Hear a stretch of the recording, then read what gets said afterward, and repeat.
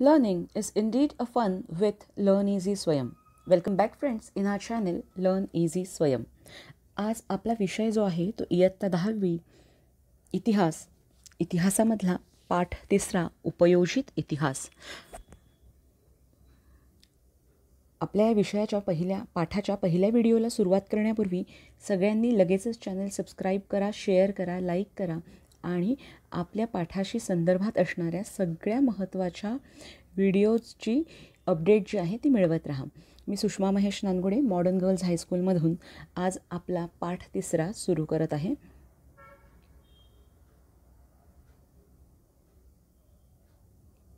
उपयोजित इतिहास.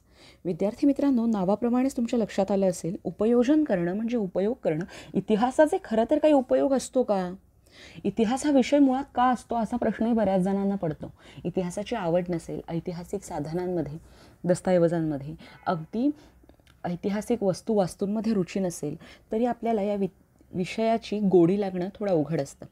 पण तरीही मुळात बऱ्याच लोकांचा असा दाट संशय होता की इतिहासासारख्या विषयाचं उपयोजन म्हणजे आर्थिक स्रोतांमध्ये किंवा रोजगार प्राप्त करण्यामध्ये काही उपयोग होत असेल असं वाटत नाही. मग या प्रश्नाला छेद देण्यासाठी उपयोजित इतिहास ही एक वेगळी ज्ञानशाखा तुमच्या इतिहासाच्या पुस्तकाद्वारे तुमच्यापर्यंत पोहोचवण्यात आलेली आहे. बरं, ही जी ज्ञानशाखा आहे तिच्यामधून आर्थिक स्रोत कसे उपलब्ध होतात हे आपण या पाठामध्ये तर पाहणारच आहोत. पण नक्की उपयोजित इतिहास म्हणजे काय, त्याचे कोणकोणते प्रकार आहेत आणि त्याच्यातून रोजगार संधींची उपलब्धता कशी होईल, व्यवसाय संधी कोणत्या असतील, हे सगळं पाहण्याआधी आपण आपल्या 10वीच्या बोर्डाच्या पेपरच्या दृष्टीनं विचार करूयात.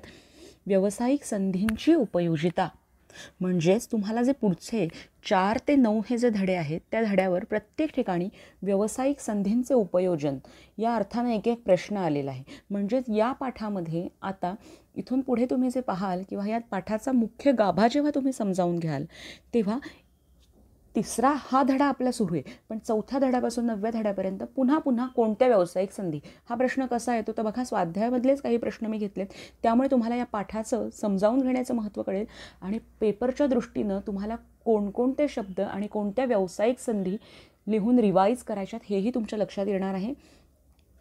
कलाक्षेत्रात व्यवसायाच्या संधी कोणत्या, प्रसारमाध्यमांशी संबंधित म्हणजे कलाक्षेत्राशी रिलेटेड तुमचा 4था धडा, प्रसारमाध्यमांशी रिलेटेड तुमचा 5वा धडा, दोन्हीमध्ये व्यावसायिक क्षेत्र कोणती आहेत ते विचारलेलं आहे. त्याच्या पुढचा तुमचा धडा जो आहे रंगभूमी आणि चित्रपट क्षेत्राशी संबंधित व्यावसायिक क्षेत्रे, हा सुद्धा धडा आणि या धड्यामध्ये हा प्रश्न स्वाध्यायात विचारला गेलेला आहे. खेळ आणि इतिहास यामध्ये खेळातून व्यावसायिक संधी कशा प्राप्त होतात यावर आपण चर्चा करणार आहोत आणि हा प्रश्न पुन्हा म्हणजे सगळीकडे व्यावसायिक संधी हा शब्द आल्याशिवाय राहत नाही.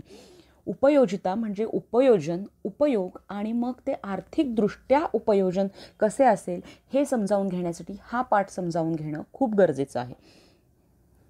म्हणजेच विद्यार्थी मित्रांनो लक्षात घ्या, मी ऑलरेडी या पाठाचे महत्त्व समजून आणि वर्ल्ड हेरिटेज साईट किंवा जागतिक वारसा स्थळांमधली माझी रुची लक्षात घेता कोणकोणत्या रोजगार संधी आपल्याला उपलब्ध होऊ शकतात हे आपल्या इतिहासाच्या पाठ्यपुस्तकाच्या आधारे आणि माझ्या स्वतःच्या अभ्यासाच्या आधारे 2 यूट्यूब व्हिडिओज ऑलरेडी अपलोड केलेले आहेत, ज्याच्यामध्ये तुम्हाला या रोजगार संधी कोणत्या आहेत ते कळणारे, त्या आपण उतरवून घ्यायच्या म्हणजे त्या सगळ्या तुम्हाला तुमच्या पाठांच्या आशयानुरूप, पाठांच्या नावानुरूप तुमच्या मागच्या स्लाईडमध्ये दाखवलेल्या प्रश्नांमध्ये वापरता येणार आहेत. त्या स्लाईड मी दाखवणार नाही, यासाठी तुम्हाला हा जो व्हिडिओ आहे ही स्लाईड दाखवली आहे, या व्हिडिओमध्ये मी यूट्यूबमध्ये ऑलरेडी अपलोड केलेले आहेत. आपण आता आपल्या मूळ पाठाला सुरुवात करूयात. ऐतिहासिक वारसास्थळांचे आणि साधनांचे जतन संवर्धन करण्यासाठी उपाय कोणते हे तर आपल्याला या पाठामध्ये कळणार आहेत, पण ते उपाय जसेच्या तसे लिहून दिलेले नाहीत. या पाठामध्ये 10 उपाय सुचवा असा स्वाध्यायात पाठ 3 मध्ये प्रश्न आहे. ते 3 उपाय या मागच्या 2 व्हिडिओजमध्ये मी अपलोड केलेले आहेत. ते निश्चित पाहिजे, ते कुठेही रेडीमेड पुस्तकात तर मुळेच मिळत नाहीत. आपण आपल्या अनुभवाच्या आधारे या उत्तरांचं लेखन करायचं होतं, म्हणून मी तुम्हाला पुन्हा एकदा ही स्लाईड दाखवली. उपयोजित इतिहास विषयातील सर्वात मोठा बदल म्हणजे उपयोजित इतिहासासारख्या व्यावहारिक विषयाचा अभ्यासक्रमात यावेळेस समावेश केला गेला. केवळ इयत्ता 10वीत भरभरून गुण मिळवून देणाऱ्या पाठ्यक्रमाबरोबरच इतिहासाशी निगडित उत्पन्नाचे मार्ग दाखवणारा व्यावहारिक विषय म्हणून इतिहास नव्यानं कात टाकेल. नव्यानं कात का टाकेल तर तो व्यावहारिक विषय आहे, म्हणजेच त्याचा आपल्या इथून पुढच्या आयुष्यामध्ये आपलं करिअर घडवण्यासाठी, आपल्याला आर्थिक स्रोत मिळवण्यासाठी, रोजगार मिळवण्यासाठी याचा कसा उपयोग करता येईल या दृष्टीनं आपण इतिहासाचा विचार करायचा. घडून गेलेल्या घटना, घडून गेलेल्या कहाण्या याच्या पलीकडे जाऊन आता आपण प्रॅक्टिकल अप्रोच जो आहे तो इतिहासाला देण्याचा प्रयत्न करतोय.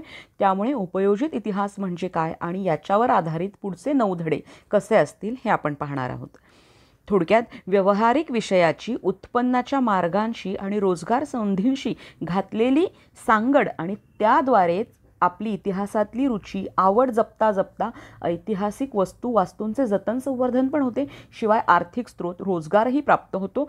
अशा पद्धतीनं इतिहासाचा विचार करणं, इतिहासाचा अभ्यास करणं आणि इतिहासाचे उपयोजन करणं म्हणजेच उपयोजित इतिहास असे म्हणता येईल.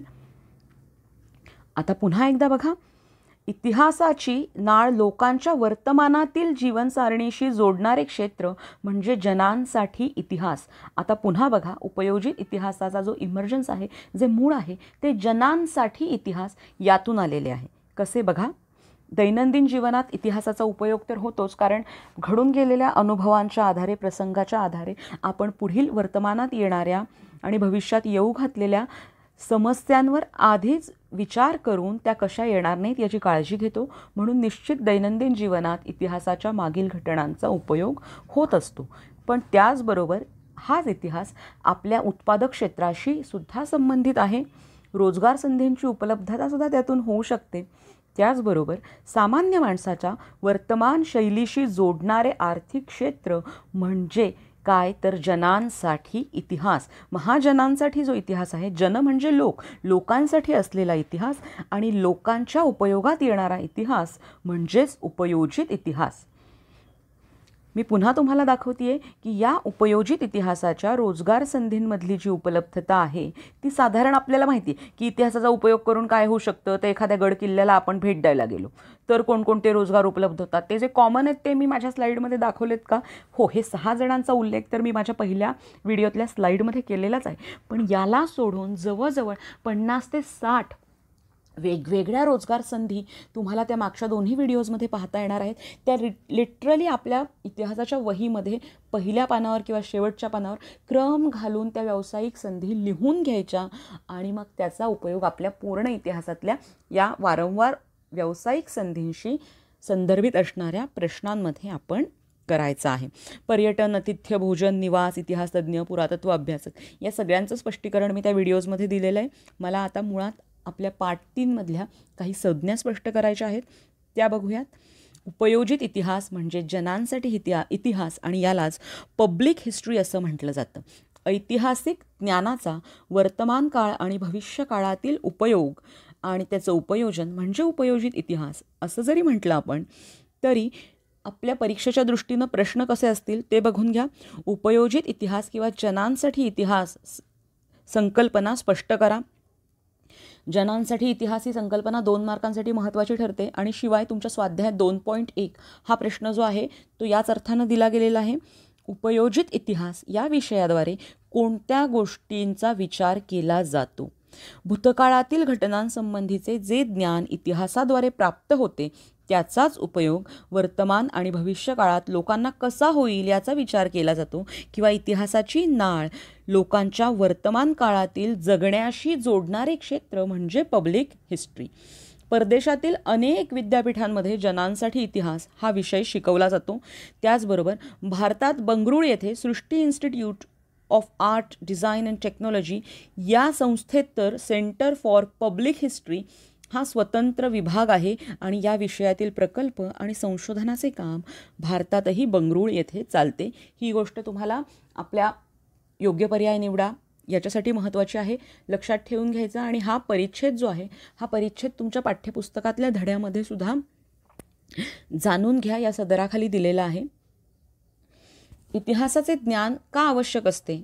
उपयोजित इतिहासाद्वारे, आता नुसते इतिहासाचे नाही तर वरती आपल्या धड्याचं नाव दिसतंय, उपयोजित इतिहासाचे ज्ञान का आवश्यक असते, तर याद्वारे सामाजिक आव्हानांवर उपाययोजना करण्यासाठी सामाजिक उपयुक्ततेचे, समाजाला उपयोगी ठरणाऱ्या गोष्टींचे निर्णय घेण्यासाठी, आणि या सगळ्या गोष्टी पूर्वी होऊन गेलेल्या आहेत, मग त्यांच्या घटनांचे विश्लेषण, म्हणजे त्या घटना का घडल्या, त्याच्या मागची कारणं काय होती, बरं घडून गेलेल्या घटनेचे वाईट परिणाम कोणते झाले, चांगले परिणाम कोणते झाले, दूरगामी परिणाम कोणते झाले, हा सगळं विश्लेषण आपण करून ठेवलेलं असतं. आणि मग त्या विश्लेषणानुसार आपल्याला वर्तमान काळात दिशादर्शन होते, म्हणजेच त्या इतिहासाचे ज्ञान आपल्याला आवश्यक असते. इतिहासाशी संबंधित घटनांची विविध क्षेत्रे. आता तत्पूर्वी या ज्या 2 आपल्या पाठातल्या पानांवर आधारित काही महत्त्वाच्या प्रश्नांचा मी आढावा घेतलेला आहे. हे स्वाध्यायातले प्रश्न नाहीत, पण अत्यंत महत्त्वाचे आणि धड्याची जी बेसलाईन आहे ती क्लिअर करणारे प्रश्न आहेत.